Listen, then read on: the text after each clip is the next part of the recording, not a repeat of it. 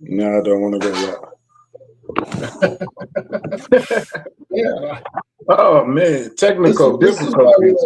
I said this is why we let Garrett handle all of it. I'm like, I'm just a talking. Ladies and gentlemen, live from the Kingdom Cast Studios, live from the Batcave, whatever. Chilling tonight.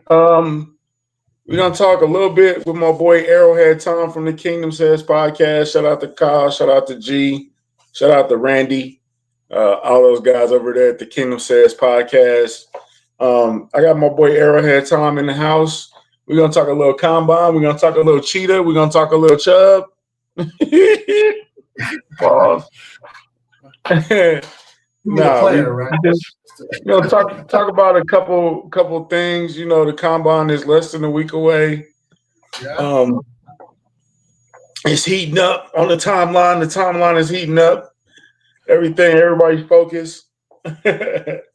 So, how you been, Tom? Oh, I tell you what, it's been good. The draft stuff has been a little bit I don't want to say easier, but busier. I'm almost bored with it. Like I'm kind of everybody's talking about it now a lot earlier than we're used to. So but yeah, I'm good.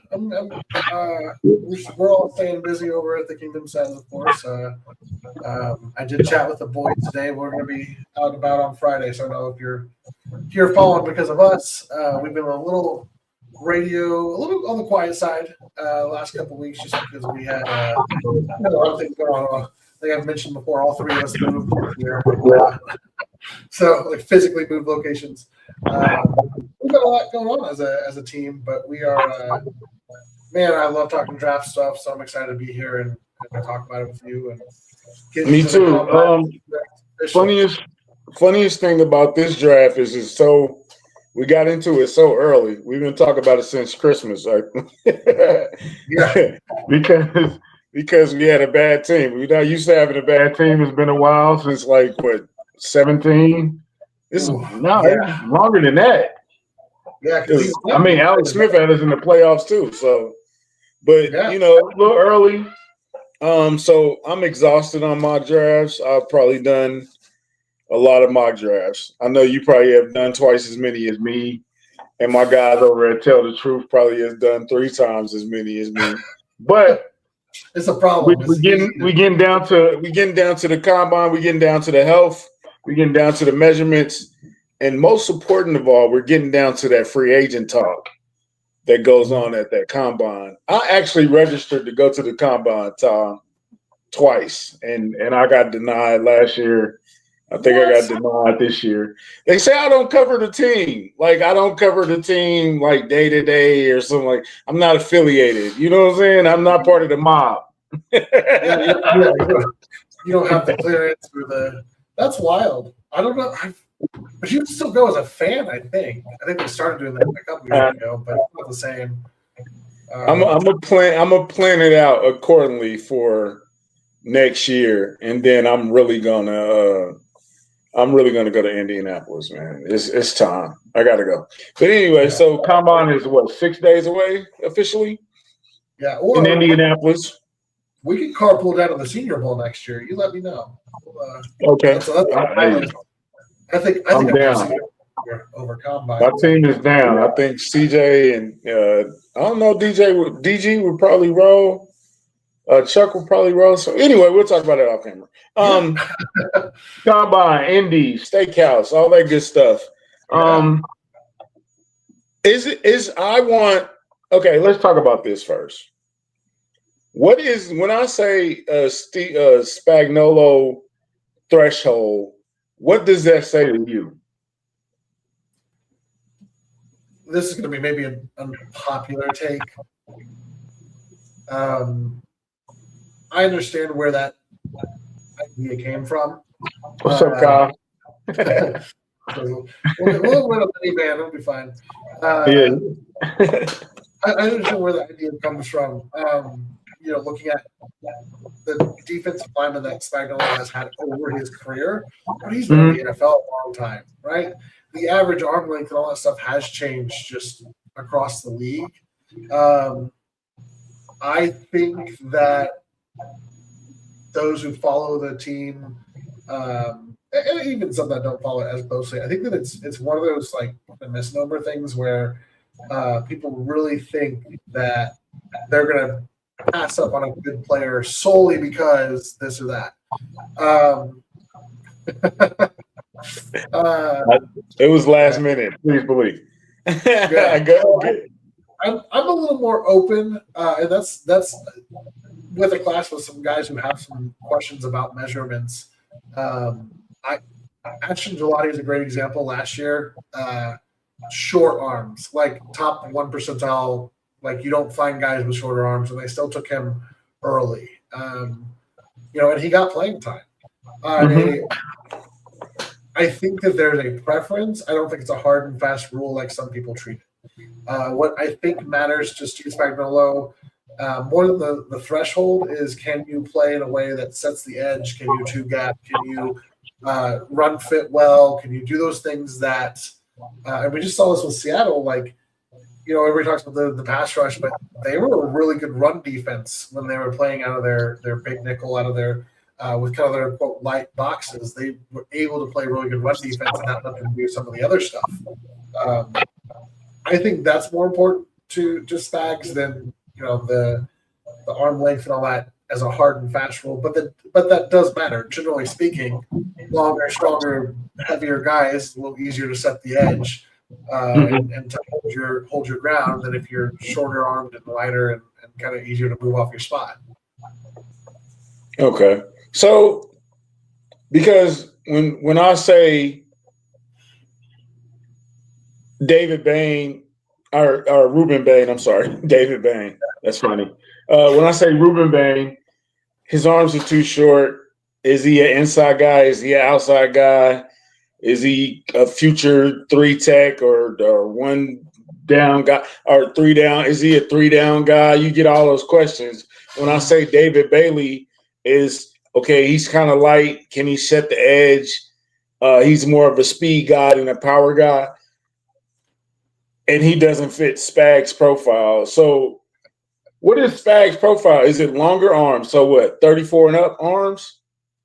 Usually, yeah, looking at 33 and a half, 34-inch arms, and then usually looking at like 270 plus, right? 265, 270 in that range.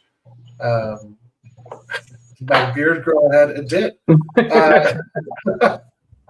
Believe it or not, it's been longer before. So yeah. Historically, I mean, like Frank Clark is a good example of a guy who just had, I think his arms were like 35 inches, 36. Just ridiculously long arms. Steve Spagnuolo was a guy who could tie his shoes standing up, just let them hang down there. And that does help in a lot of as a pass rusher too. But again, I think as the position has evolved, as the NFL has evolved, that has become less of an even the tackles on the offensive side. You have guys with shorter arms now. It's not. Simmons has shorter arms than under the threshold, right? I think he was like just at the threshold. I think for offensive linemen, I want to say they're at 32, and it might be 33. So, it's one of those things that one of my mottos this year, and I think it was Daniel Jeremiah who said, don't count it twice. So, like Ruben Bain is a great example. His arm length. Do we know he has short arms? Sure. Cool. You note it, you move on. Some people, and I'm guilty of this. I'm very guilty of this with the arm length thing with Ruben Bain. Is like early on in the process, I was like, "There's no way." Short arms. But that's one component of a guy's play. How does he actually, like, when you look at the tape? How did you play? You look at Ruben Bain as a player, and you go, "Yeah, he's you feel his impact on the field." We can talk about arm length. I'll point it out. And again, this is an outlier, not whatever. But Joe Thomas, the Hall of Fame left tackle from out of Cleveland, one of the best of all time, was like right at that 32-inch, maybe a little under. If you can roll, you can. So it's not. And I think it gives me hope with like I said, the Gelati pick and some of the other things, the move for Josh Uche, just some of the other guys in and around this team over the last couple of years, where we see that. I don't think that is something that Spagnuolo is absolutely dedicated to in a way that like he's going to look at Ruben Bain and just go, no way. He might look at him for other reasons and go, no way. But I don't think that's going to be, we're not even going to look at this kid. Yeah.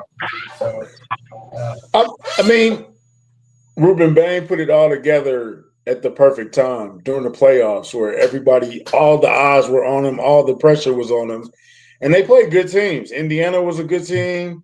Ohio State was a good team. They played some good teams along the way. And he showed out every game. He was always around the quarterback. He was disruptive in every single game. So it got to the point where it's like short arms or not, he can play. Look at him. You know what I'm saying? It's like that's the move. When Brett Veach shows him the tape, he's just like, there he goes. Like, and it's so hard because, like I said, I was one of the biggest short arm. So I want to be clear, and this is a very important thing for the combine next week. Exactly where Ruben Bain falls on the quote short arm discussion. The early report was that he is sitting under 31-inch arms. So we're talking about, I think it was like 30 3/4 was I think the measurement I saw. Wow. I think. If he's that short, we're not talking about like that's a little bit different because there's nobody who's had arms that short, like really even play the position, really well or at all. Like that would be I'm using the mock draftable website that tracks all the like combine measurements and stuff going back decades. Ashton Gelati was at one of the shortest arm lengths recorded, and he's at like I think 32 and a third or 32 and a fourth or something. Someone's going to look this up and correct me in the comments. I know it. And then please feel free to do so. I don't have all these numbers memorized, but the other thing that I learned, and this made me go, because this is important. Do you know who the defensive line coach is at Miami? Jason Taylor, right? Yes. Yep, Jason Taylor, who played with 32-inch arms. So if there's a guy who's going to teach you how to get it done in the NFL, with maybe less than ideal arm length, you got it right there. So I'm like, okay, that's a feather in the cap for him. To your point of does he play inside outside? One of the other things that you might look at is the other prospect in recent memory that had really short arms was Kalijah Cansey at a Pitt. Went to the Buccaneers and has been a good player for them when he's been healthy. His issue has been staying healthy, staying on the field. But he plays inside as a 3-tech. But also with Steve Spagnuolo, like he moves guys all around. Like you're not, you're never just a 3-tech or a defensive tackle. You're inside. They love versatility. Yeah, and different fronts and different sets. I mean, maybe it is. Maybe he's playing the defensive end, and you've got Leo. I guess Leo's a free agent, but you got a linebacker playing over him, or Chris Jones is on the outside playing end, and Bain is on the inside playing over the guard or between the guard and the center. And good luck figuring that out as a offensive line. Who do you go? Where do you go with that? So I think the thing that I've gone back to, and I've been watching a little bit more of Bain just because I was so hard on him early in the process. He just, like I said, you feel him on the field. He's a player that I think offenses have to account for on every play, and I think that says a lot about the quality of player that he is. So you figure out the rest of it.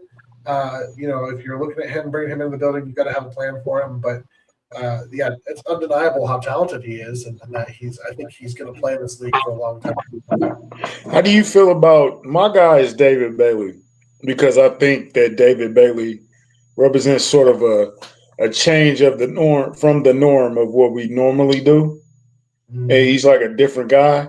He's more of a speed guy, and I feel like we need more of a speed disruptor type of guy. How do you feel about David Bailey? Oh boy. I David Bailey is an interesting one for me just because he's been so up and down through the process. And not his play, but just the opinions. And it's like I've seen people say he should be the number 2 overall pick, and I've seen people, having him drafted, 15, 16, 17. I think with my concern with David Bailey is if you go back to his Stanford tape, it wasn't just like, oh, he's not good against the run, like he was a liability against the run. Yes, he looked better at Texas Tech, but part of that was he was playing across from Romano Height, who is a turnstile in the run game.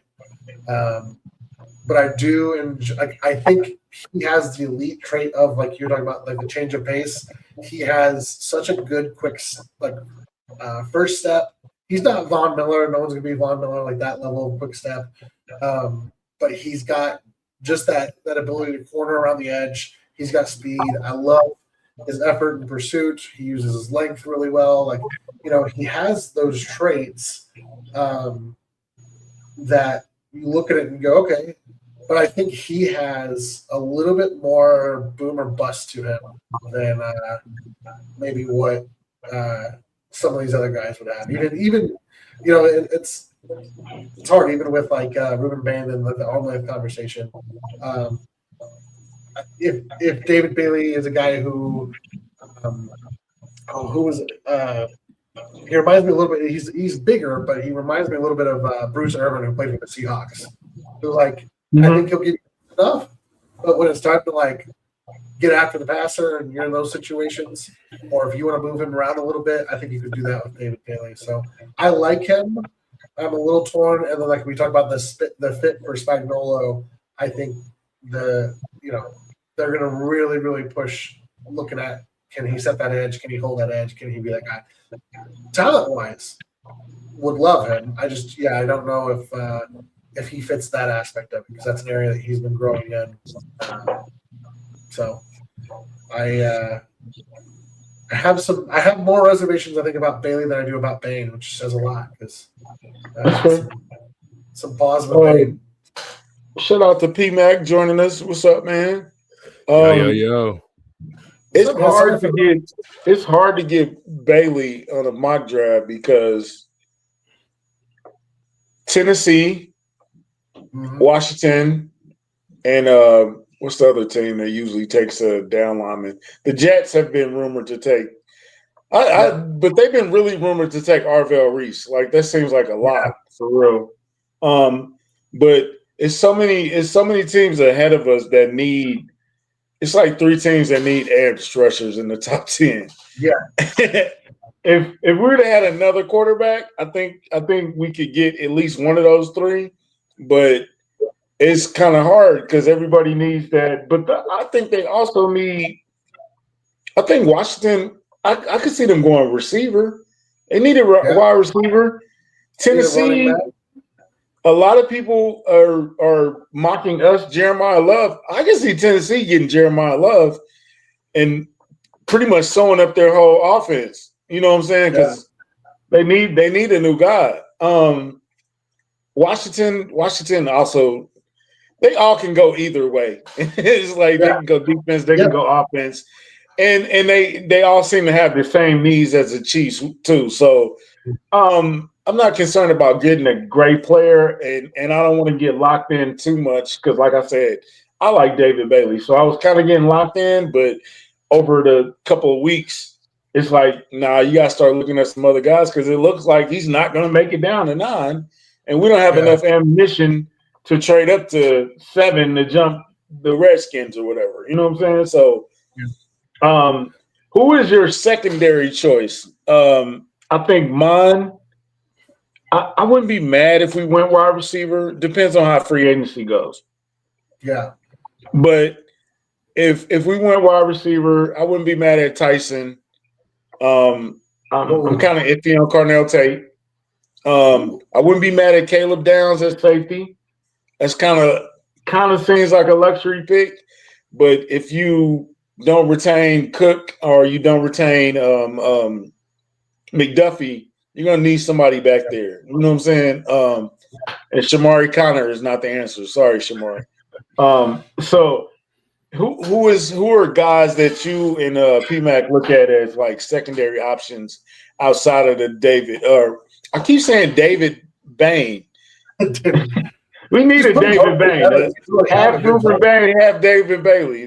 But outside of Ruben Bain and David Bailey, who would be your secondary choice? Pmac, I'm gonna let you take this because I'm gonna cause problems. It's all good, Tom, man. It's good to finally get acquainted with you, man. Finally, we've been talking all over Twitter and everything else like that on X, and finally getting to be on here tonight. So, but David Bailey, man, I would love to get my hands on David Bailey. He had 6'3", 250 pounds, exploded last season, 14 and a half sacks, about a 20% pressure rate last season, nation leading. He's got that lightning quick first step and everything else like that. But the question is, because of his 250-pound size, does he fit? But I would like to see Spags fit him in like a Swiss Army knife type of player. But if it's not him, man, or Ruben Bain Jr. from Miami, who's like the consensus edge rusher that the Chiefs need to look at. There's guys like TJ Parker from Clemson. You know what I mean? He's a balanced technician, solid run defender, got pass rushing tools you can work with. He's got the length and the motor, but his production dipped a bit, only around 3 sacks last season. But it makes Bailey's explosive output stand out more for the Chiefs needing that impact that they need. Then there's also Keldrick Falk from Auburn. 6'6", 285 pounds out. Here's the thing. He didn't have that many sacks, but same thing like TJ Parker, a guy with massive upside and the versatility on the defensive line where he can slide inside and play on the outside. Yeah, 2 sacks doesn't pop off, right? But his frame screams potential. For KC, Falk might be too raw compared to Bailey's polished, speed rushing ability. Those are my guys I would look at. There's Cassius Howell, the Kansas City, Missouri native. He's another option that people could look at. There's also Zion Young if you want to wait in the second round. And those are my guys that I like. So, yeah, it's a deep edge class. This is unpopular with a lot of people because they associate the name Keldrick Falk with that. Oh, it's a Steve Spagnuolo guy and stiff, boring. First of all, Keldrick Falk is already an elite run defender. So you get that out of the box with him. I think, day one, he's going to come in there and he's going to be okay. He's a guy that I want to see at the combine. I think he's going to have a really good week. He was on Feldman's freak list. He squatted 700 pounds before his junior year and was bench pressing 415. So the dude's, and when you watch him, see him in an interview, the dude looks like I don't know if they make shirts in his size because it looks like he's always wearing one that's like one size too small. Like he's just bulging out of it. Auburn's a weird defense too. They move guys around. They got a lot of 2-gap responsibilities. They shade inside a lot. I think he played 4-eye, so inside the shoulder of the tackle or inside or outside the shoulder of the guard, pretty heavily. So I don't know. I agree with you there. I think and Keldrick Falk is also one of the youngest players in this draft. I think he will be, he'll be 20 the night of the draft. He won't turn 21 until early, I think mid-September. So he's gonna be one of the younger players in this class, and he's already huge. A lot of times with younger guys, you want to come in the league and gain a couple pounds or fill out. He's already there, and if he grows anymore, I don't know. You might have a defensive tackle, but I do like that too because you can play him inside, outside. I think he's a good pick. If we're looking at positions outside of that edge position, which again, it's a deep class for edge. I also think it's a healthy free agent class for edge players. I don't know. We'll talk about Bradley Chubb here in a minute. I'm a little bit more okay, and this is so weird. I feel like this whole draft's like a little bizarre land because I'm a defensive line guy. When I coached football, it was defensive line. That's what I played. That's what I love. I'm making quarterbacks miserable, messing up people's game plans. I just love to ruin someone's day with good defensive line. I'm so excited. I'm spitting about it. I'm going. Maybe we can win. Maybe we can grab some guy from. I think 4 bodies is better. I am scared to death of Jordan Tyson. I think he's a really talented player.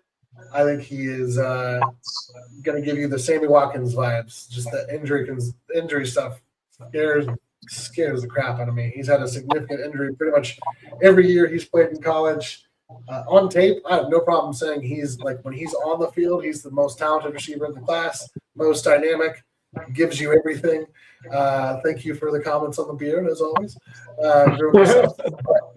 But man, it's how useful is that if he's only going to be available for 6, 7, 8, 9 games? That's my biggest thing with it. Obviously, again, one of the things to find out at the combine, checking out the medicals, that's a huge one for him and for me. Love the player, terrified of the injuries. I think Carnell Tate is he's just a good double, right? Like, I don't think he's going to be your top 5 wide receiver, but I think if we're looking back 3 years from now, if he's in the top 20, top 15, reliable guy, puts up.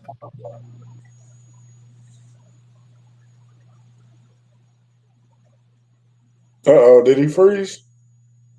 Tommy! Okay, there you go. I'm back. Carnell Tate, this is my I got a wonky power supply. But between 800 and 1,100 yards a season, a couple touchdowns, I think that makes sense. I think there's some safety in that. I think there's reliability with that. How do y'all feel about Jeremiah Love? This is the conversation that's been driving me crazy. Are you going to burn the place down if they take Jeremiah Love at 9? For what if I don't think he'll be there, but how do we feel? That signals to me that free agency didn't go the way you thought it was going to go. Yeah. I think all targets point to Breece Hall being the chief. The Jets are not a great organization, so hopefully they don't put the transition tag on them. Let's fingers crossed. But that I would rather get the free agent running back than draft a running back at 9. It's just something about drafting. It's just like it feels like a luxury pick to me. You know what I'm saying? And I just think that's a lot of pressure on a rookie. Some people are Jeremiah Love or bust. Seriously, and it's like I've been saying that since 2 years ago. Yeah, he been screaming Jeremiah Love. He's a big Notre Dame guy. He's a Notre Dame guy. So Tim Grunhardt is a Notre Dame guy. And 2 weeks ago he was like Jeremiah Love, and then he was like, yeah, but we do need some pass rush. Jesus, like a running back. This free agent class is good enough in running back. I think you can solve those issues in free agency, and it won't cost you as much. I think you can fill out that room and really you're gonna have to draft. You need pass rush because they could not get home on third down, none last year. So which brings us into Boye Mafa, I know I just butchered his name. Bradley Chubb. I'm not looking at Trey Hendrickson. I don't know why people are. Who's the other guy? O'Day. What's his name from the Chargers? Rafael. Yeah. That's another potential. Kitty Pay. People have been looking at from the Colts. Thank you, Kyle. I appreciate that. I still don't know how to pronounce it. Boye Mafe. Okay, whatever. So there's I think the problem is at pass rush, you need way more bodies than you need at running back. You feel me? Like if you can get Breece Hall, bring back Dameon Pierce, maybe keep Kareem Hunt in the third down pass rush goal line type of guy, and then you got Brashard Smith. I'm not mad at that running back room. Mm-hmm. Yeah, I'm with you there. So, this is the thing. So when I was on Chris's show just about last Tuesday, I kind of made a case for Jeremiah Love because he's basically the only running back that's basically in this draft class that's worth getting, especially in this opportunity. If he's like a B. John Robinson type, or Jahmyr Gibbs, Kenneth Walker III, who just won the Super Bowl just coming off of his performance. I mean, we were just needing that one position. Like, you don't have to like have a guy that's going to like be like Jamal Charles every year, but just somebody who gives you a little bit of that explosiveness that'll take a lot of pressure away from Mahomes. Like when you were counting on Kelsey being the number one guy.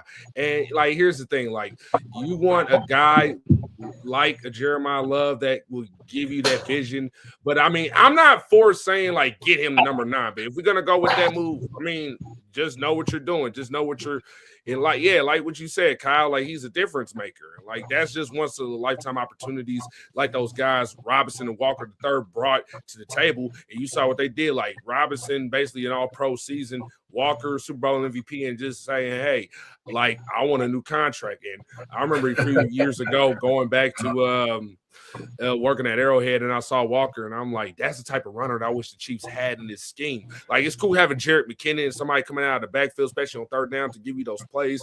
But like every cowbell running back, like Kareem was our rookie year, and it'll be great, man. Like, you don't have to get like a guy like Love. Like, you can say Jardarian Price's teammate if you want to go after him, or Emmett Johnson from Nebraska.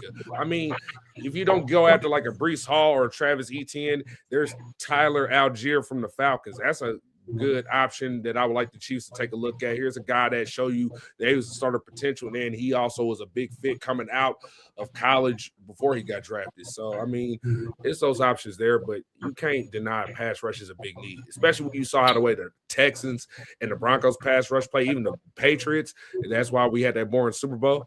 I mean, that's what we're looking for. So, does the running back need to be great? Like, does the running back need to be elite or a superstar, or do we just need a running back that's damn near respected? Because they weren't even respecting Pacheco. Yeah, there are so many layers to this, and this is again where I kind of feel like I'm going mad myself because I'm not a Notre Dame person. I don't have a college team. Like I said, I'm a D-line guy.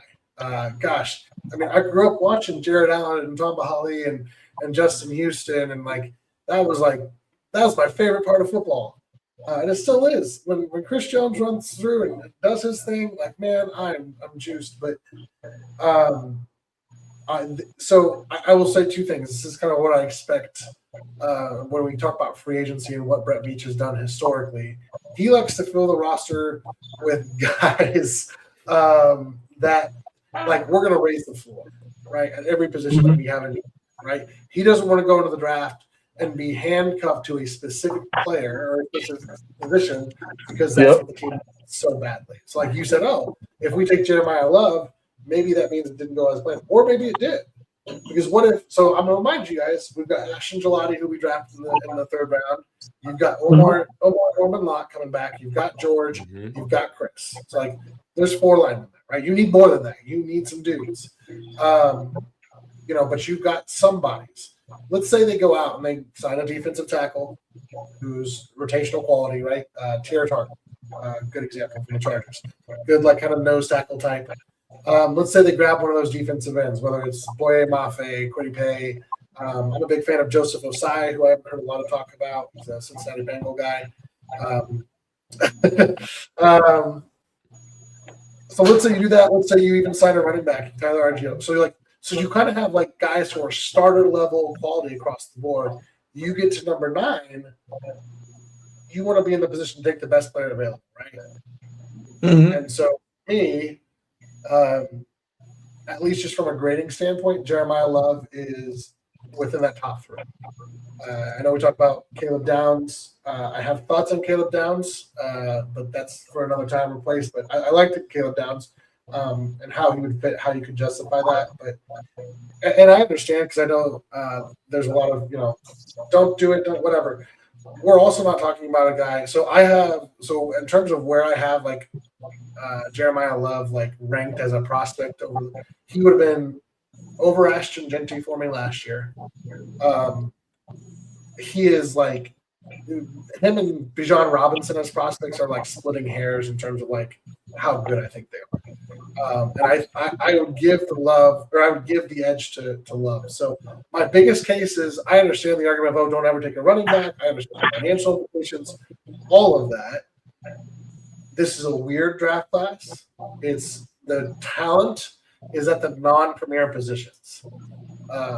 But there's also depth at some of those other positions. Defensive end, defense is a good defensive line class. It's a good linebacker class. It's a stupid good tight end class. So like when I look at the other running backs in this class, like it is a chasm between Jeremiah Love and everybody else. The other argument I will make is the best thing you can do for Pat as he comes back from that ACL injury is give him a run game so that he doesn't have to do it all himself. Because that's where we ended up last year was he's running around scrambling all by himself. Like there wasn't anything there. Last thing on Jeremiah Love that's important for me, this is what I'm looking for with this draft. This team needs 3-down starters. So you need guys who are not situational players, are not players who you're going to rotate, not going to sub-package. So we talk about like David Bailey, right? One of my things with him is, can I play him all 3 down? Am I going to have to run him on and off the field, more than I typically do, or only be able to play him in a specific, sub package? Same thing with Ruben Bain. A little bit different with defensive line because you rotate a lot anyway. But if you need him on the field for all 3 downs, can you leave him there? And I think there's no question about that with my love for me. So. That's my rant. That's my I get it. I just watched this team last year, and every week, 3rd down, they just couldn't. They couldn't get off the field. 3rd down, it was just a leaky faucet every 3rd down. They're not going to get any pass rush. I just feel like running back is a need, and I get it.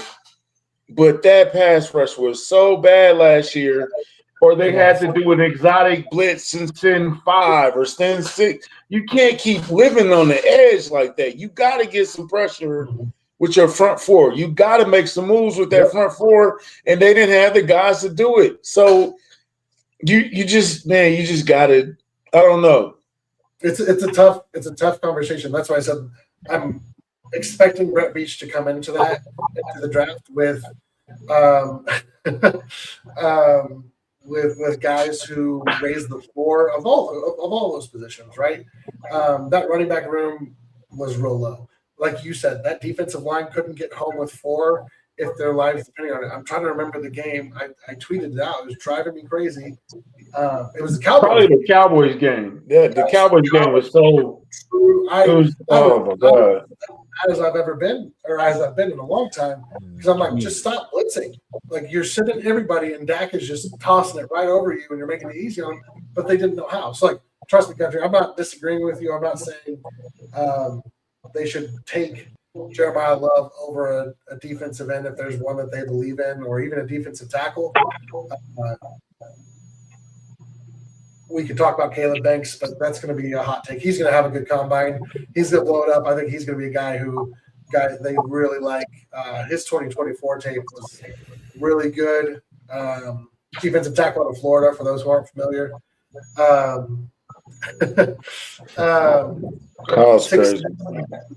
He's built like Chris Jones. Plays a little bit like him. It's hard. That's a big thing to say, but just pulling a China shop, athletic as hell. But he got hurt early this year. He broke a bone in his foot. What I liked about him, this is just a note, Caleb Banks, defensive tackle, got hurt and could have just sat out the rest of the season, but was finally cleared to play, had 2 games left and still came back and played. Just with, after his team was out of things and there wasn't any, postseason possible or whatever, he still came back and played. So I have some respect for that. We'll see how he does, but I expect him to be a name that we may see more to the Chiefs at 9 in the coming weeks, just to throw that out there. Man, I'm not used to having the top 10 pick. That's cool and all well, but I am a late round gem guy. A late 5th round Snead, 7th round Jalen Watson, those type of guys. Who's in your late round diamond in the rough categories? Ooh, okay. Where do you want me to start? It's hard because I feel like it used to be there were some more like secret guys and guys like, oh, no one's really heard of this or whatever. Now with the internet and how much the draft stuff has kind of grown, it's hard to keep secrets. So Everybody got a camera, man. It's hard. I mean, ring camera right now. Yeah, I mean, I was talking about Malachi Lawrence from UCF, a defensive end. Actually saw him on a Reddit post like 6 months ago, and then I was like, he does look, especially I was looking at guys who specifically fit, who specifically fit what Spags looks for, and he's one of those guys. And then he's gone and had a great Senior Bowl, and done a good job with the offseason process. One that I need to look more at, and I've looked a little bit. I've watched kind of his highlights, and Nadame Tucker out of Western Michigan is a fascinating day 3 defensive line. This man found Michael Jordan's magic sauce or something. We're talking like straight Looney Tunes. He was at a community college. Went to Western Michigan, didn't do anything, and then this last year just blew up. I mean, just 14. Before this year, he had less than 10 total tackles. Or he had 10. This year, 1 year starter, 14.5 sacks, tied David Bailey. Now, obviously, playing Western Michigan, it's the MAC, all that stuff, but interesting player. I think he was a high recruit, but had some academic stuff. So I'm trying to think of other guys that we just people haven't talked about. Julian Neal out of Arkansas is a corner who I'm curious how he's going to run. Bigger guy, fits what Kyle said, south of Mason-Dixon line from the SEC. Same thing, big fan of Will Lee, the third out of Texas A&M. I think he just plays really competitively if we're looking at that corner position. It's also a really good safety class. I don't know if that's, like I said, it's the non-premier positions, right? Jalen Kilgore out of South Carolina. Bud Clark just had a great Senior Bowl week at TCU. He's more of that cover player. He's if you wanted to replace Shamari Connor with kind of that flex nickel slot safety kind of guy, Bud Clark is a good name to look at. Cole Wisniewski out of Texas Tech is a bigger guy. Gosh, I'm looking at these names going. Oh yeah, all of it. That's defense. Pmac, who you got? Who did you say? Yo, man, I like the Cole kid from Texas Tech because I saw what he did at the Shrine Bowl. I liked what he did with his size. He's about 6'4", 225 pounds. Very similar, a little bigger than Jaden Hicks, but he looked like that he did a good job with his read and react skills, especially playing the defensive back position, no matter what other versatile position. That's one guy that I like is a day 3 player. There's 2 day 3 running backs that I really like. Demon Claiborne from Wake Forest, running back, kick returner. Yes. I like his skill set. He was on the top 100 college football freak list. That's a name to keep in mind. Also, Roman Hemby from Indiana, who was part of the national championship team. He might be an undrafted guy, a guy that you could even get for still, who could come off, off that college priority period and be a guy that could come in and do something for you. What other day 3 guy that I like? I like Tanner Koziel from Houston. Guy's a contested catch freak among tight ends. Imagine if you get him learning from Kelsey. If Kelsey comes back for one, last dance. I mean, those are those guys I like right there.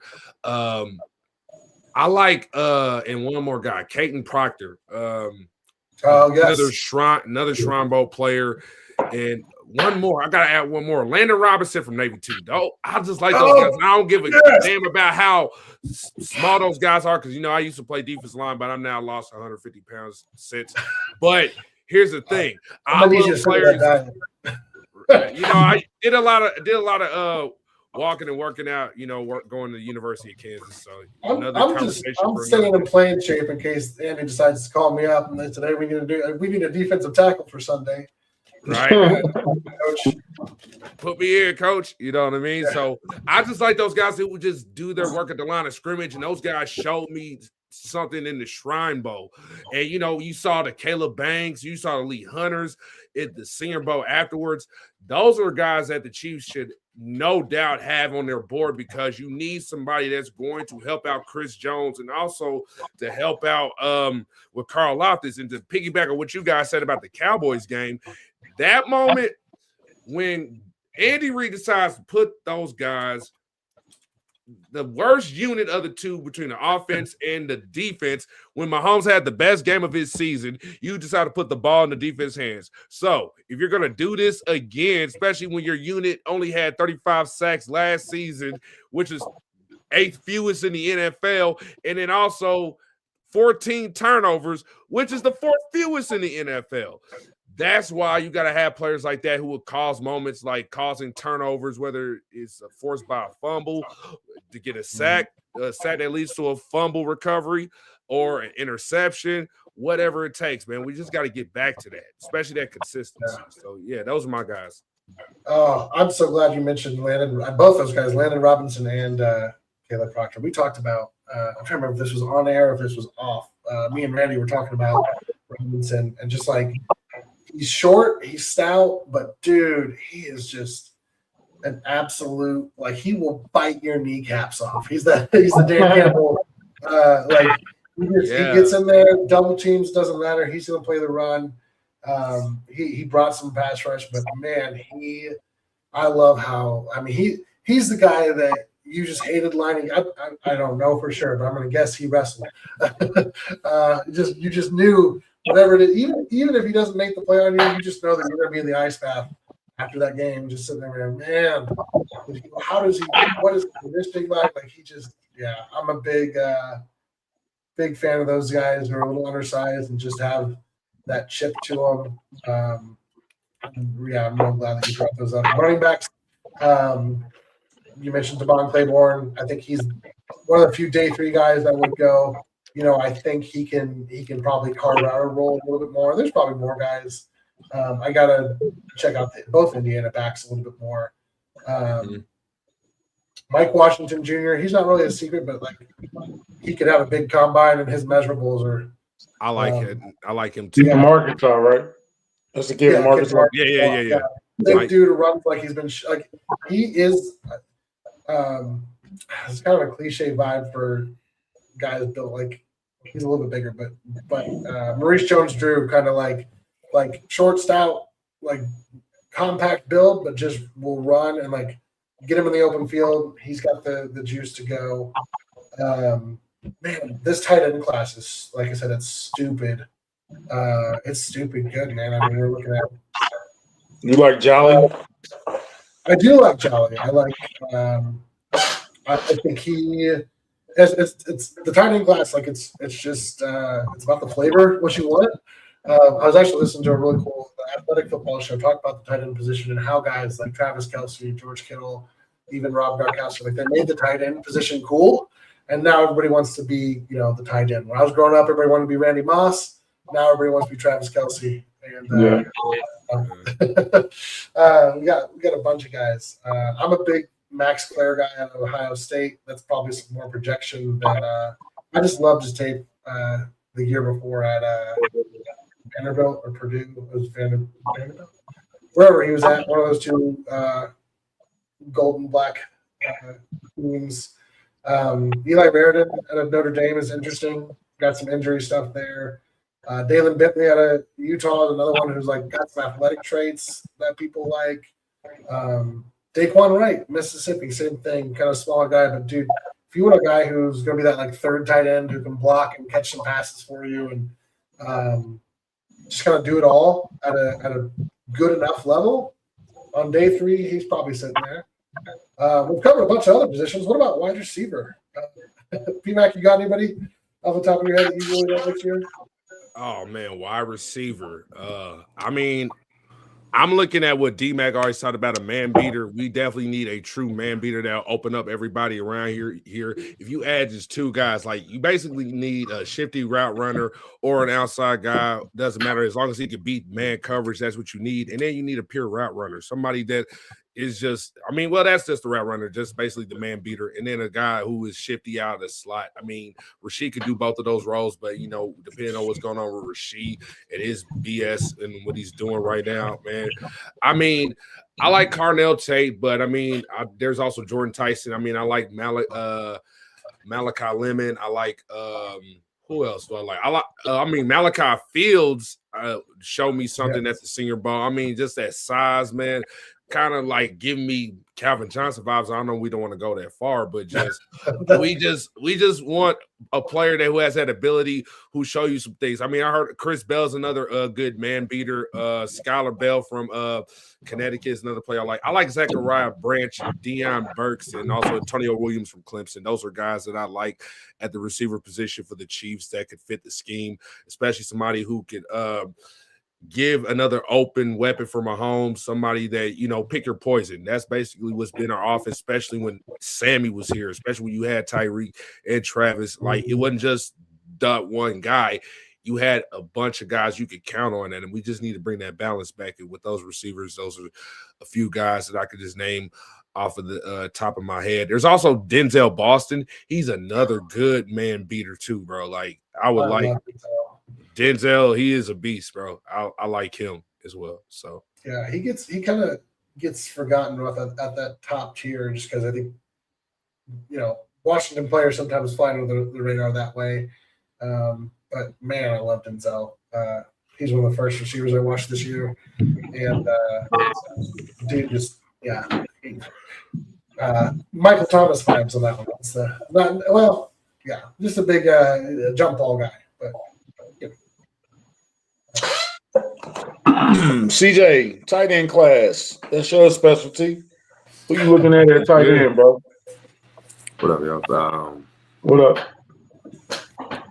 Realistic wise, probably I think before the Senior Bowl we got to it, I think Eli Stowers was probably the guy I thought I was on our board. But the more and more I do these mocks and I hear talks about him, he's moving up the boards. I don't think he's going to be in our range unless we do like a little trade down scenarios. I guess I'll give you my list like with and without trade. Just strictly 6 picks we have, no trade back.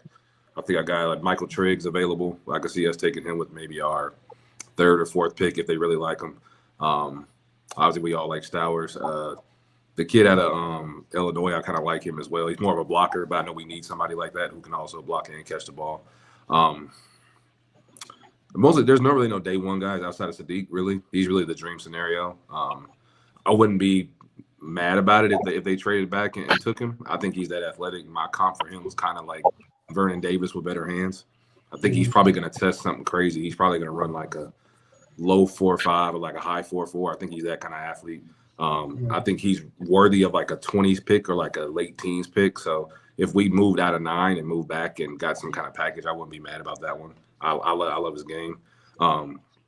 Outside of that, I don't think none of these tight ends in this class are really worth reaching for. Last year's class was better, obviously. I mean, when you got guys like Tyler Warren and Colson Loveland, it's a big drop-off coming into this year's class. So, I mean, there's guys you can get great value for, like Oscar Delp out of Georgia. Lucky, his teammate in Georgia as well. You can get either one of those guys day 2, day 3.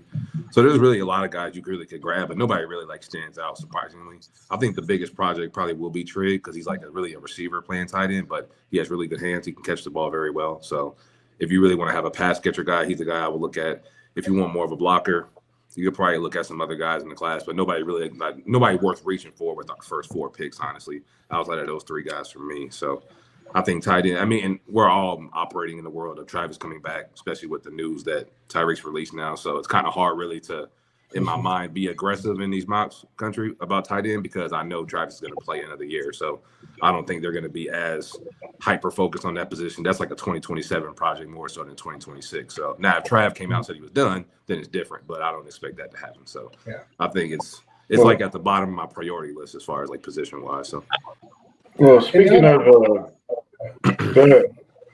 I was just saying Sadiq's monster. He'd be an interesting one. I'd be real hesitant at number 9 with him.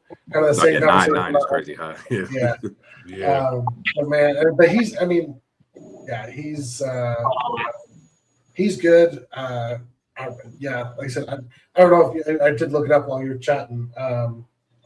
It was Purdue is where Max Clare, who's the Ohio State tight end, he transferred over. Claire, yeah. They had him block a lot. They put on some weight, but if you go back to watch his Purdue tape, he will remind you of some people that we've seen play tight end in Kansas City. Yeah, a little wiggle from him at Purdue. Yeah, a little wiggle. Yeah, he's got some wiggle to him. Big guy. So again, if he's there, round 3, I wouldn't be mad at that. For sure. Me neither. I think most of them guys are like round 3 or later guys. I'll say after Sadiq, it's like a drop. So like you don't really got to reach for none of them. Like Stowers, Claire, kid from Illinois, I like him a lot. I think any of those guys you could really get on day 2 or day 3. You don't really got to move a lot of rounds for. It's just kind of like this is interesting. This is the first time we would actually be aggressive because Travis actually moving on. We've never treated that position like a priority. So it is gonna be interesting to see how they approach it going forward. Because I mean, we all want Jared Wiley to be the guy. I mean, the injury kind of sucks. Noah's kind of proven he's a tight end 2 at best. So I think we do need to get a guy going forward, but I don't know if this is going to be the year they actually want to be aggressive, honestly. Yeah. Well, you brought his name up twice, and the title of this episode is Combines and Cheetahs. Tyreek Hill was released today by the Miami Dolphins. He is coming off of a significant injury, a very grotesque injury, to be honest with you. But if anybody is going to work to get back to where they were, I have no doubt that Tyreek is for all the things that Tyreek has done over his career. One thing we know he does is put in the work. That's one thing. So, would you discuss how would you go about a possible reunion? First of all, are you down with a reunion? And then, if you are, then how would you do it? Yeah, I mean, for the right price, of course. I mean, it's going to give you that last dance type of vibes. Like, if this the last go around with Reek, the enemy, and Pat and Trav, then why not go out with a bang? So, I mean, Tyreek's always talked about he wants to be a first ballot Hall of Famer. Then what better way to stamp that resume to come back to the kingdom where it all started and in your career the right way? He already has the numbers to solidify the Hall of Fame resume now. He already has the rings as well. So anything like you're doing now is just putting like the kind of media kind of parts like to get their mental part. Because we've all seen a lot of great players go into the Hall of Fame status and they don't get picked because of their relationship they have with the media. So if you come back here and kind of get that bad taste out of the kingdom out when you left and come back and win again and get that reunion tour, I think that'll help him. But I'm definitely down for him coming back under the right price point. Of course, I think that's what's the right price. I think what's that's the right price in your opinion.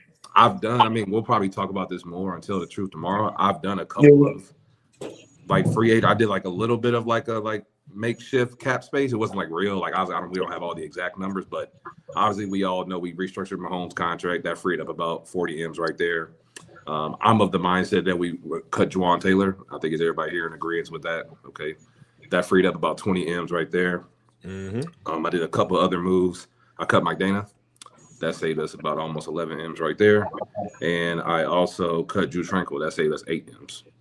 So I did those 4 moves immediately in there. I think that got me up to like 20 M's in cap space. And then the last 2 moves I did, maybe debatable depending on who you're talking to. I extended Jalen Moore and I extended Trent McDuffie. And I think after those 2 moves, I got up to over 40 mil in cap space. So now you have a legit bucket of money to work with. I wouldn't mind paying Tyreek the money to come here like on a 2-year deal, obviously to end it on the right way. But obviously you want to make it make sense. It has to be an incentive base because obviously you want to see his knee heal up and obviously you want to see end his career the right way. But no, if Tyreek is down to come back and like on a short-term deal, heavily incentive based, as long as he's healing up correctly, I think he said he's pretty much cleared all his tests besides this LCL part of his knee. He still needs to have surgery on that part. So, as long as he's down to come back and obviously make it a team-friendly deal, I'm all for it. But I think he kind of knows at that point where his time of his career is, and I don't think he wants to play too much longer. It's been 10 years since he's been in the league, which is kind of crazy that 10 years really flew by. But no, I'm down for Tyreek to come back as long as it makes sense for the cap for sure. Yeah. Hey, man, Tyreek, he might be 32 coming this March, but coming off an injury, but the numbers don't lie, man. In his last 37 games, when he was healthy before getting hurt in week 4 last year against the Jets, he's had 221 catches, 3,000 yards receiving, 20 touchdowns. It's averaged almost 81 yards per game, and that's still elite production. And now imagine if Tyreek came back at a reduced role like Hollywood did last year for us, like 500 snaps. I mean, that's about 55% of the offensive plays, and perfect for a 32-year-old speed threat like Tyreek. I mean, he wouldn't need 90% of the snaps like his Miami days. He would just be the deep threat that, stretches the defenses, opens the underneath for Rashid, for Worthy. He gives Mahomes that one explosive option every defense fears. With Eric Bieniemy back calling the plays, the motion, the RPOs, the quick game, Tyreek's route ability, the body control, and the yard after catch ability would thrive. I mean, even at 80% of his prime self, he's still wide receiver 1 level weapon in our scheme. I mean, like you said, the money works. I mean, the fit works. The nostalgia works. Chiefs Kingdom would lose their minds if it happens. Tyreek back with Mahomes chasing rings where it started. That's the kind of move that gets you back to that Super Bowl. He would definitely make everybody better. Trav, at his age, he would give a lot of wisdom to Rashid and Worthy as well. So, no, I love it. And, you're not asking him to come in and play day one. He can rehab as much as he needed. Although you can take your time with him and Pat as well. So, and whenever they do get back on the field, we know what kind of magic they can create. So, no. Tyreek here would be amazing, especially for off the field and teaching those guys how to truly be a receiver. I know we all joke with Tyreek, but he's still good at his job. So, I'm down for coming back and helping the room for sure. Yeah, I think, like you guys said, if there's a chance to kind of repair that bridge and, especially right after he left Kansas City, he was just kind of throwing all kinds of sound bites out there. And, there's a lot of stuff,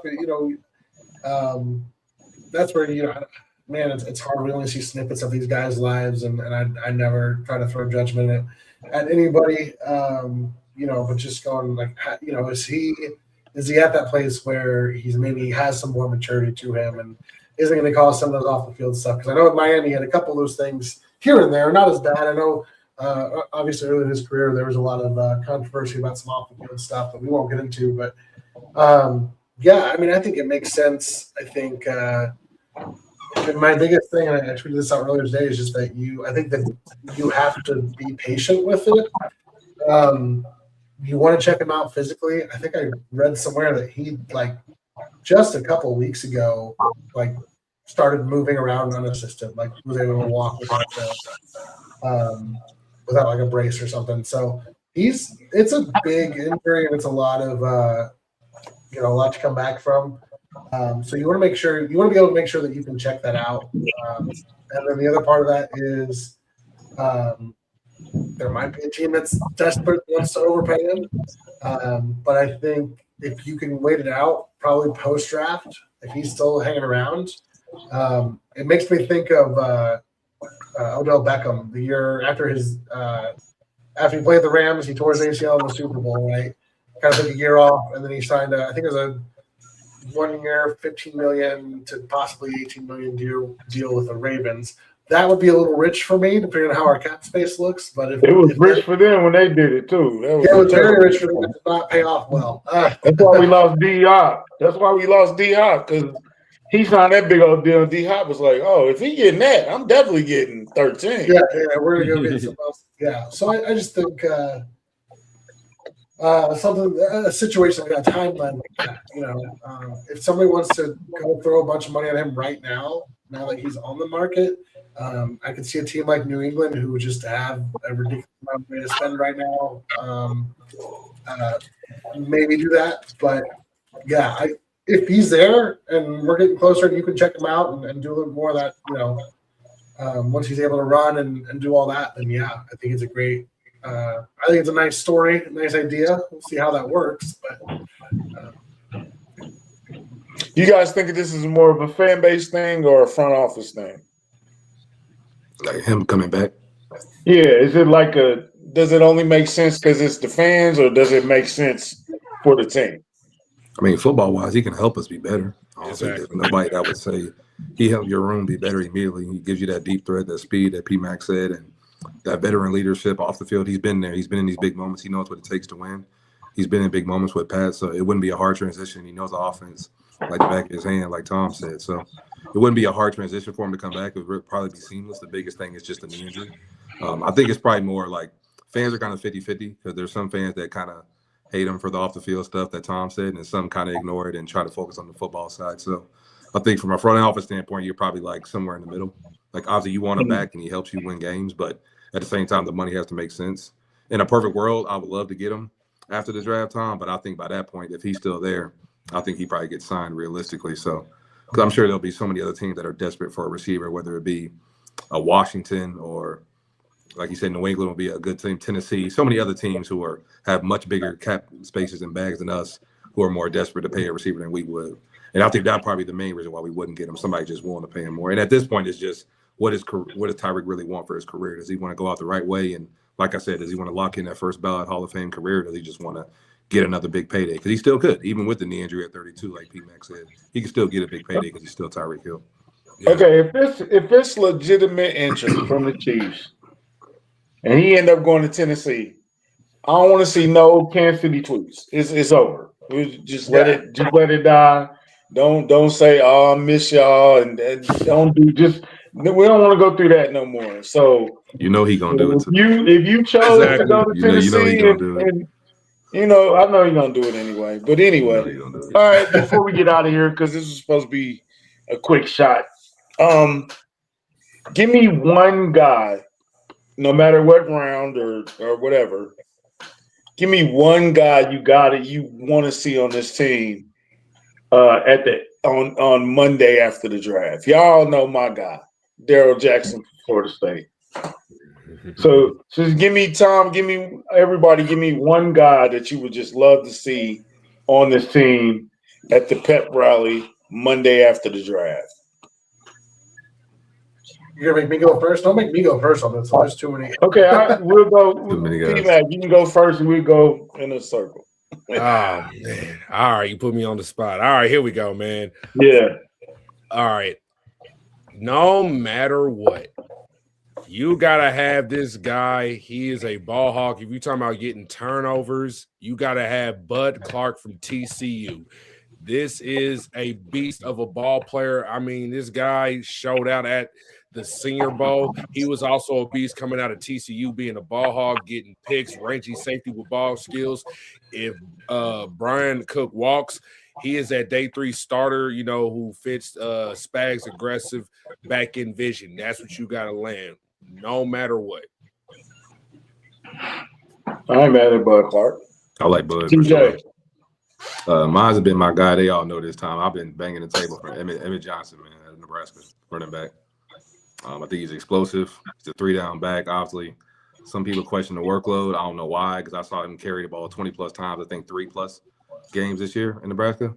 Had multiple games with 20-plus yard runs.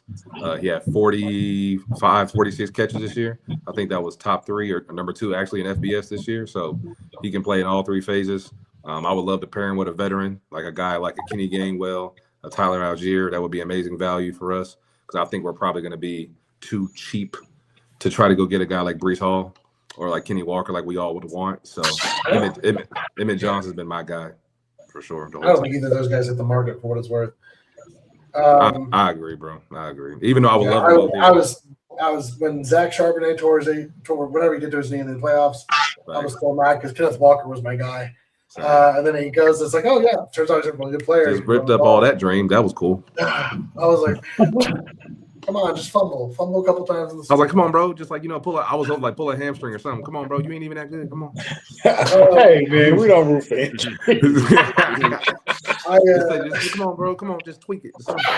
Man, it is. I'm going to say this and trigger a bunch of people, but if we're talking about the player I'd be most excited to have on this team on a Monday morning, follow the draft. I'm sticking with Jeremiah Love. I promise.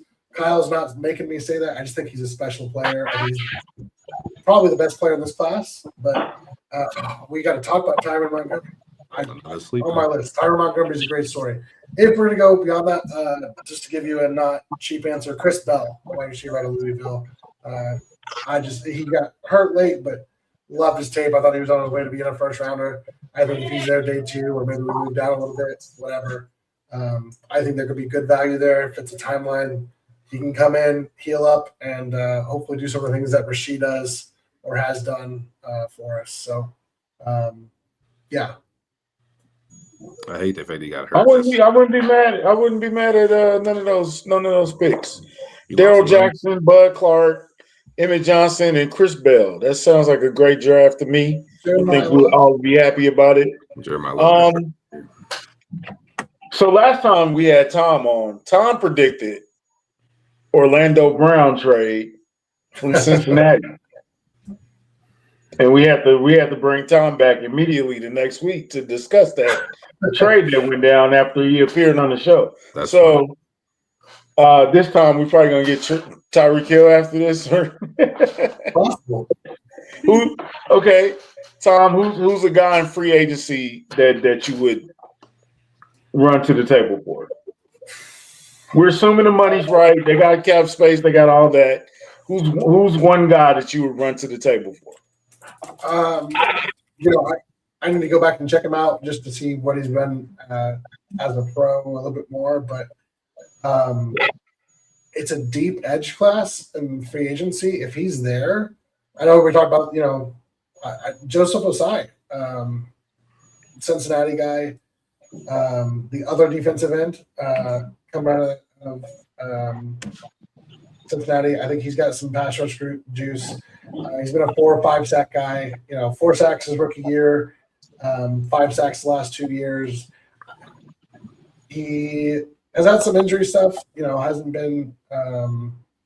always had a chance to start. Kind of been a rotational player for them at times, but I loved him as a prospect. That's just one of those guys that sticks with you.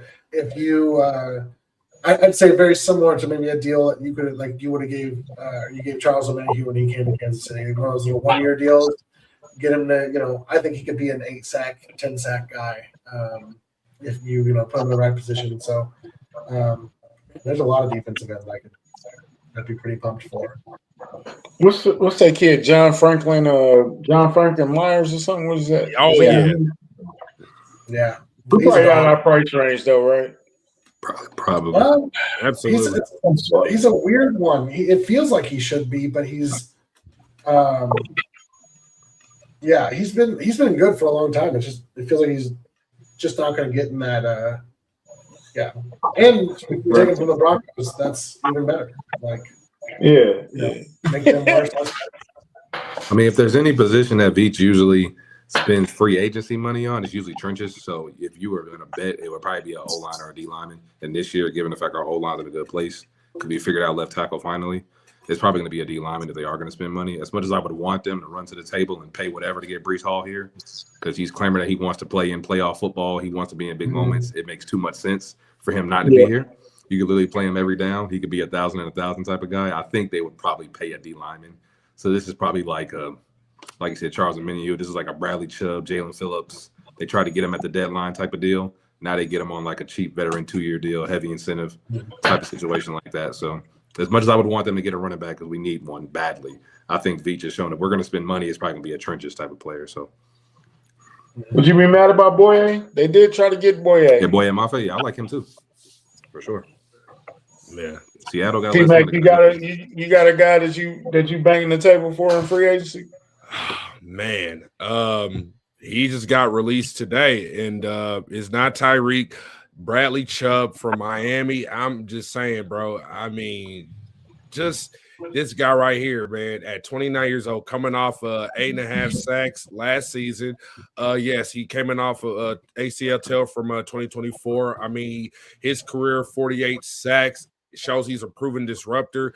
His power, his quickness still would thrive in Spag's scheme, especially trying to get back that NASCAR package. I mean, adding the veteran leadership of his ability without breaking the bank. I mean, maybe like a 2-year deal around 15 to 20 million total. He'd complement Chris Jones and give Carl Loftus breathing room. But if Chubb signs somewhere else, I like Mafe. I mean, there's also AJ Espinosa from the Bills. I mean, he's 27 years old. He's 6'6", over 260. He's a guy who can play inside and on the outside. He also has 6 sacks like with the Bills. He's another name because they don't even have Joey Bosa, who's a free agent. There's also DJ Warnham, who's also another name, but just a pass rusher. We got to nail the pass rushing, especially adding a defensive tackle to complement Chris Jones and Omar Norman-Lai, who's coming off an injury. You need to add somebody to replace Derek Nottie and Pannell at nose tackle and add a 3-tech guy, somebody with the versatility to play the 3-tech and even inside in the nose. That's what you're looking for. See, Pmac don't listen. I said one guy, and he named 9 people. I said Bradley Chubb, bro. Bradley Chubb. Top 15. No, Bradley I think the most realistic way to build the roster. No, I got you, bro. I got you. He should, like, if Veach was like, I know he probably won't, like, I would spend my money on, like, running back, get that out the way. And I know it's probably going to break Tom Hart. I love Jeremiah Love, too. I'm on that. Like, the hierarchy I have, Tom, is like, if Bain, Bailey are gone, Downs is gone, Tate is gone. If I get the 9 and Love is still there, I'm taking them, no question. And this is if we strike out on Breece Hall in free agency. Then if all those things happen, I'm fine with them. But if we do happen to pay somebody in free agency, and then obviously you can get that running back off your board, now it's not as a high priority going into the draft. I would love our first 2 picks to be either receiver edge or edge D tackle, some type of combination of the 3. Because I think that sets up the rest of your draft. So yeah. All right, man. We just wanted to talk about the combine. Combine's coming up in less than a week. Tell the truth, I know they got Choose Your Off season coming up. Kingdom Cast, we doing our thing. Man, we had a nice and very good interview with Sylvester Morris last week. Man, if y'all got time, please check that out. I think it was a great interview. I don't know if we're doing Red Shirt this week. I'd have to holler at Troy and them, but we got the Red Shirt podcast. We got Pmac on Fridays. So we got y'all covered all week. We're going to be talking about this combine. We're going to be talking about this free agent news. It's going to be a lot of more cuts coming out because it's almost league time.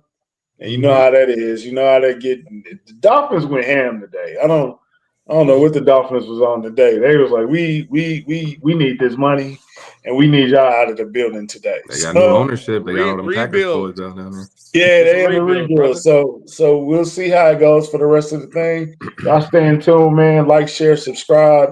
We appreciate y'all. We need 4 subscribers. 4 subscribers. I just want to get out of the 40s. Please. I just want to get to 50. Please. Just 4 people.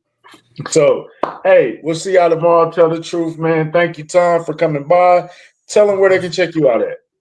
Yeah, I'm on X, Arrowhead Tom.